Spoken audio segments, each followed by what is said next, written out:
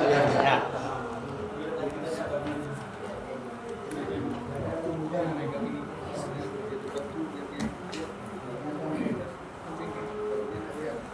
Kalau juri mesti lihat juga kalau waktu sudah habis. Saya kira kalau saya begini pasti nampak kan ya? Nampak. Baik. Terima kasih atas kesempatan yang diberikan kepada saya.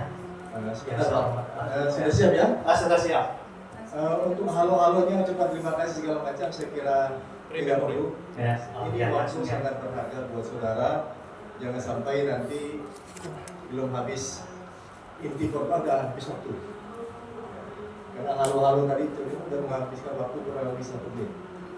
Langsung aja ya. Sudah siap langsung ya saya bilang. Kayak dikasih waktu ya. Sudah siap? Siap. Soalnya saya ikut timer dari sekarang. 1, 2, 3. Baik, salam Bapak Ibu. Salam. Puji nama Tuhan pada kesempatan ini saya diberikan kesempatan yang bisa menyampaikan firman yang sekiranya ini bisa nanti menjadi berkat untuk kita semua, Bapak Ibu Saudara yang ada di tempat ini. Baik, langsung saja mengingat waktu yang sangat penting buat kita, kita langsung buka di Lukas pasal 2 ayat 1 sampai 20, tetapi kita hanya fokus di ayat 15 karena mengingat waktu. Mari kita simak bersama-sama Lukas pasal 2 ayat 15.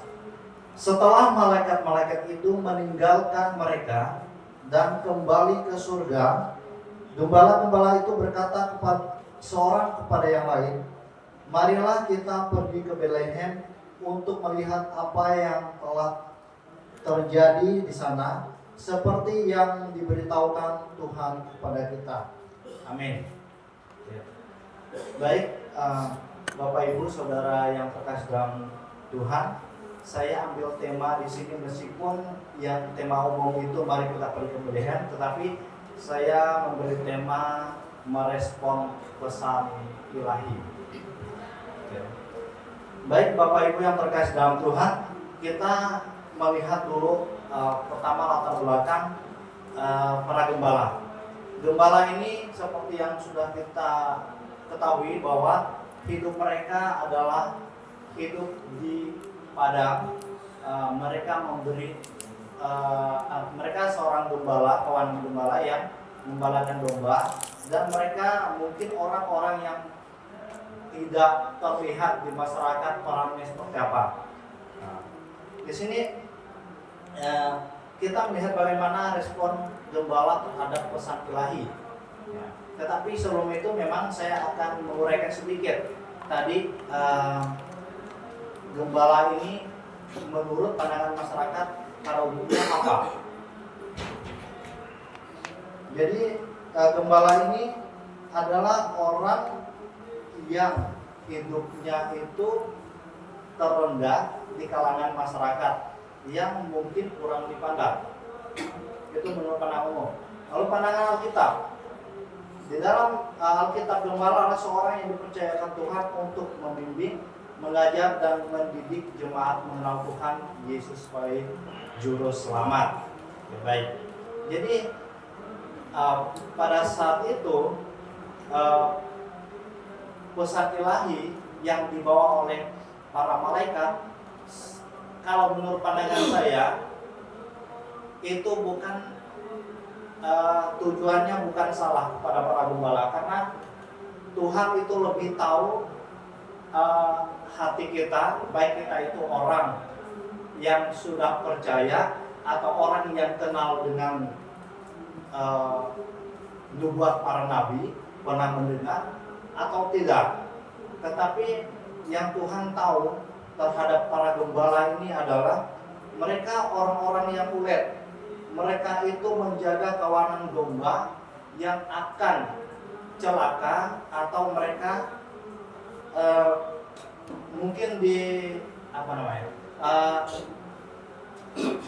binatang-binatang buas akan menerkam mereka.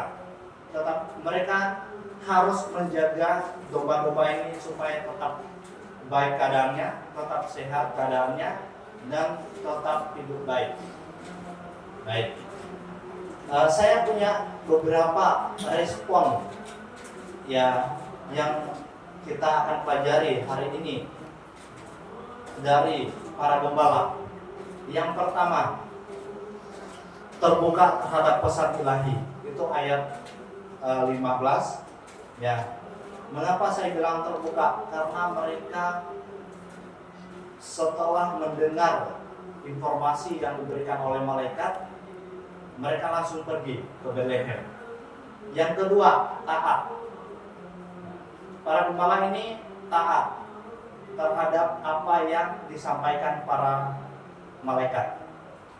Itu masih di ayat 15. Kemudian yang selanjutnya segera. Respon yang mereka miliki yang ketiga itu segera. Itu di ayat 16. Mbak saya akan bacakan untuk kita.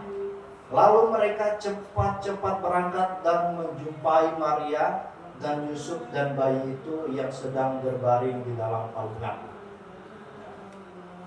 Yang selanjutnya, semangat.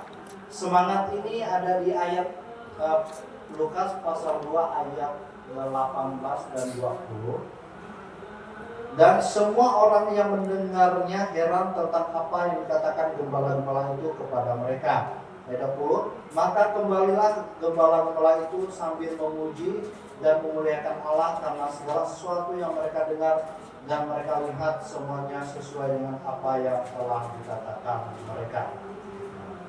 Jadi itu hal-hal penting yang dimiliki oleh gembala, para gembala waktu itu, yang sekiranya kita pun bisa ya.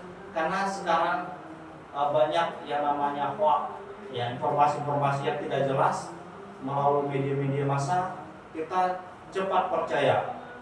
Dan semoga ya, dan harapan saya dengan pesan yang disampaikan juga oleh para hamba Tuhan di Alkitab, respon kita itu melebihi respon yang di media massa.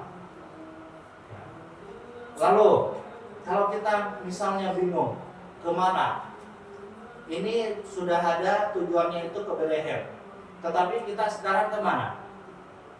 Ketika kita mendengar kabar baik tentang adanya keselamatan yang kekal di dalam hidup kita pergi ke mall kah? Atau kita pergi ke pasar kah? Atau ke diskotik kah? Atau kemana alamatnya yang benar? Tentu di mana-mana Tuhan sudah tempatkan tempat, yaitu namanya gereja. Ya.